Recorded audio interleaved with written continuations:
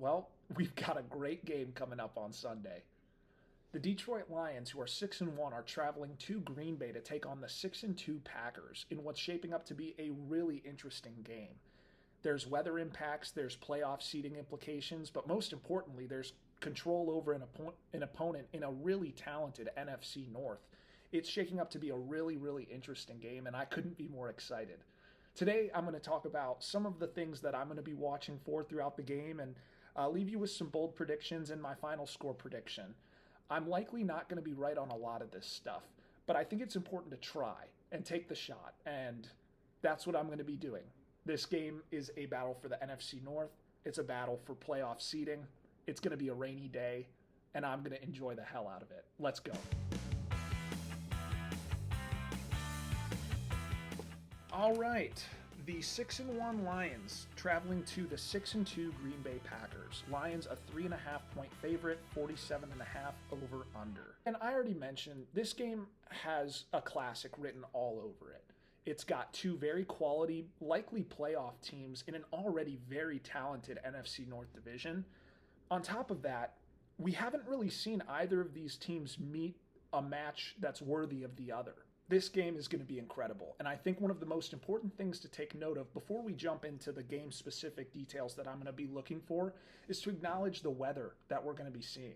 It's tracking to be mid-50s by kickoff, potentially lower as the game goes on, but it'll be an on and off rain, fairly steady throughout the entire day with some bouts of really heavy downpour.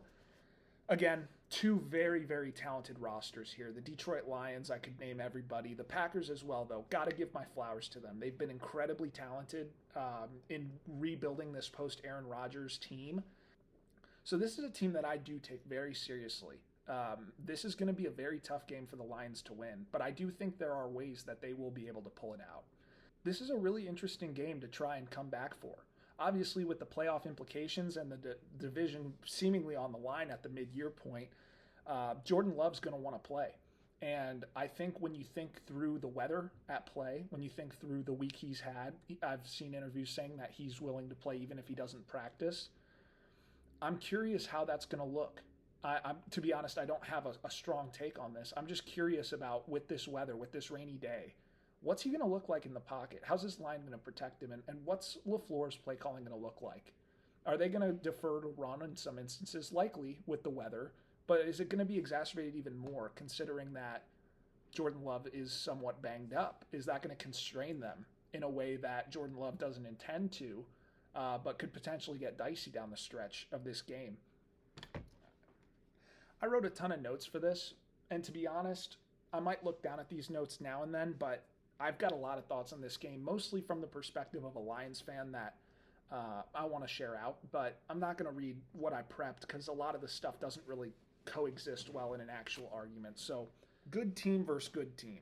Both of these teams are pretty unanimous picks to go to the playoffs at the end of the year. You could say, with the records, you could say it's bandwagon people trying to hop in, but legitimately, a preseason, Lions-Packers were going to come down to the wire on who's going to take home this division. And I think a lot of Lions fans were optimistic we'd be happy getting a wild card berth. Obviously, we want to continue competing for divisional titles, but with this schedule, this strength of schedule we have, I came into this year thinking 10-7 would be great.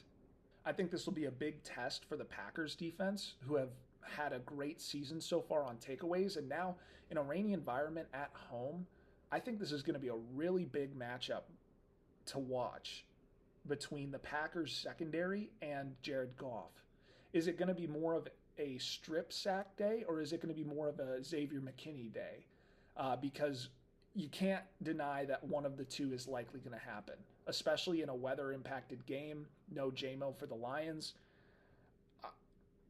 I really think the Packers defense is going to give the Lions offense some troubles that they haven't quite seen yet.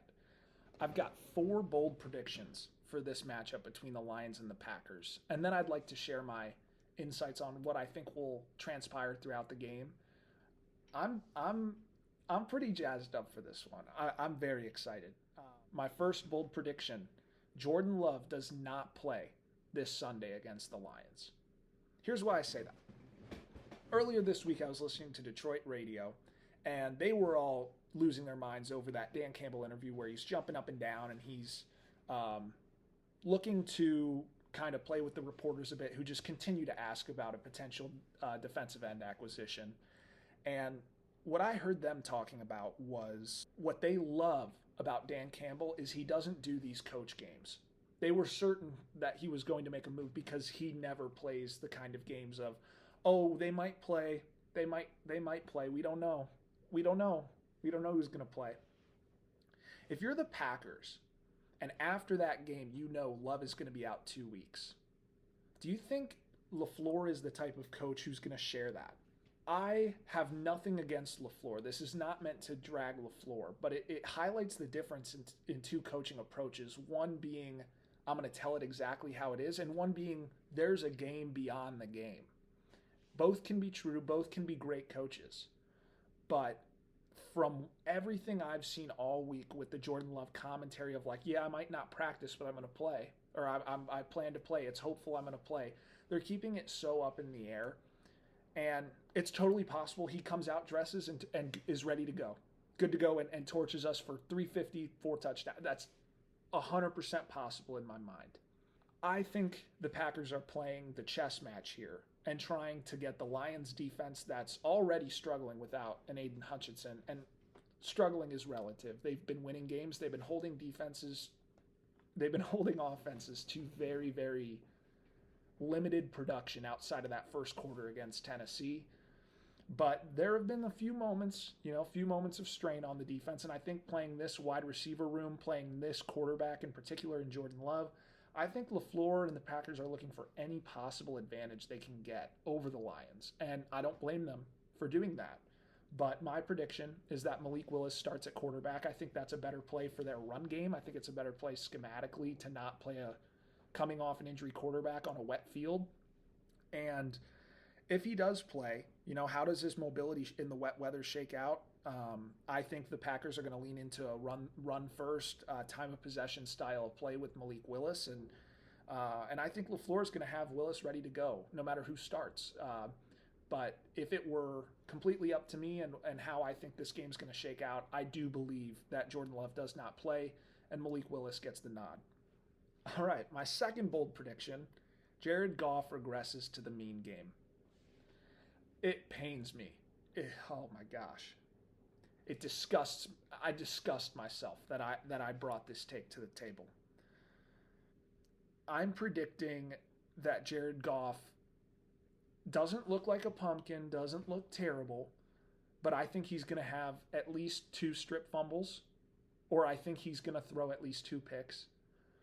I will rejoice if I'm wrong on this, but he has been playing at an otherworld level. And in my fandom and my love for the game, I've been rewatching some of the 2021, 2022 highlights.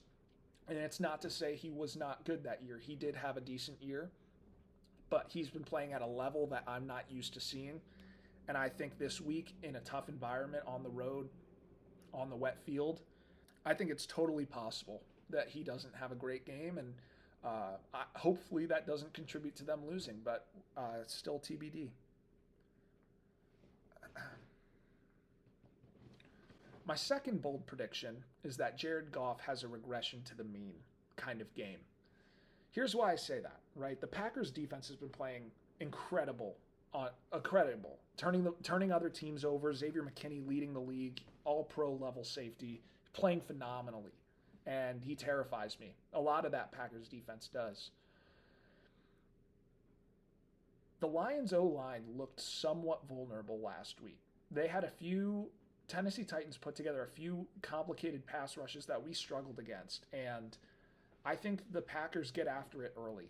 You would think last year to previous matchups, 34-20, where the Lions just got out to that 17-0 lead and never looked back in last year's game at Lambeau, versus the Thanksgiving game where the Packers won 29-22, Love balled out, Lions fumbled 3 times, went 1 for 5 on 4th down, and Packers didn't allow a single sack or turnover. That's winning football. I think back to this time last year when the Lions were riding a high, they were 5-1, and we felt that nothing could stop this team from winning. We had a great test going on the road to the Baltimore Ravens in a 1 o'clock game, and we got slaughtered. Is that going to happen again this week? No, I don't think so. I think that was almost a one-off sloppy game that just won't happen again, but it's still lingering in the back of my head. It's stuck there, and I can't get it out of there until we beat a team as good as the Ravens convincingly like that. How amazing has Brandon McManus been? He's been terrific. And it just bothers me. I was so happy when the Packers didn't have a great kicker, and now there they go, winning games in tight games because they have a kicker that can hit their kicks. But my bold prediction for this week, Brandon McManus is going to miss a clutch field goal. He's hit 2 straight weeks where he's been money. Won him the games, 2 straight weeks. Jags, Texans, they've looked great. Brandon McManus has been too good on a new team. And I think in a big game like this, we're going to see the difference between the balls of stone that Jake Bates has and Brandon McManus. My prediction is that sometime in the fourth quarter, whether it's to take the lead or tie the game, he's going to miss anywhere between a 40 and 55-yarder. My actual prediction for how this is going to go, I think Packers lead at the half. I'll say 17-14.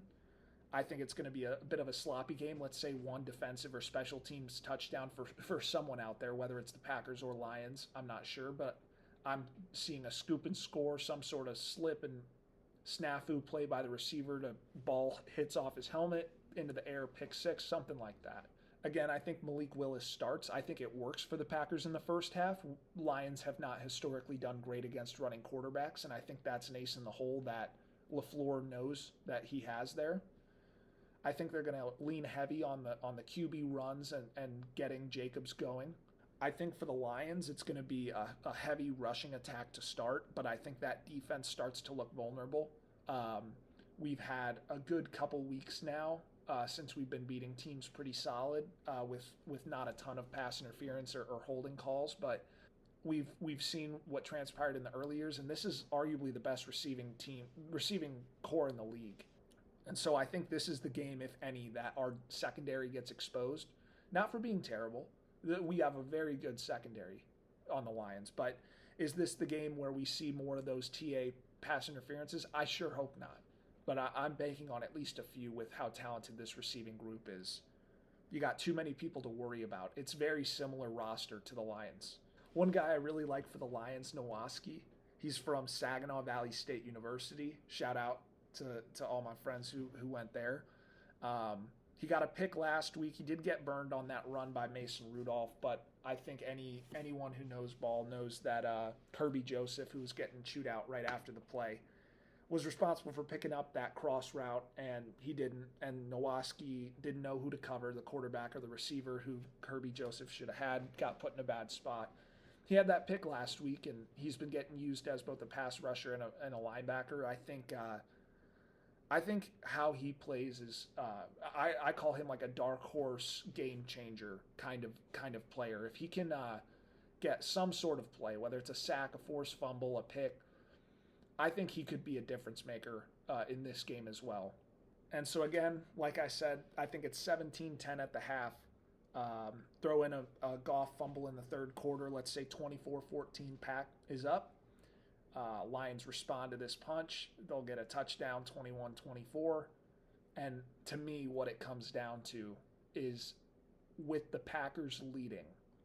Because if and when the Packers can't get a first down late in the game and they resort for a field goal to go up 6, that's eventually missed by McManus.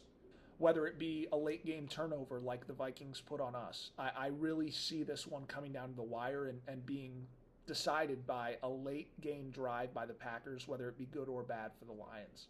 All right, final prediction now that I've talked all my stuff out. Let's go Lions 28, Packers 24. Lions win in an ugly game, but a late comeback. Fumble recovery by BB, housed it. Game time. Lions take first place and go 7-1. Thank you so much if you stuck around. I'm new to this, and I appreciate any feedback, suggestions, or content you want covered. If there's a game in particular you'd like my thoughts on. Really excited for this weekend, and go Lions.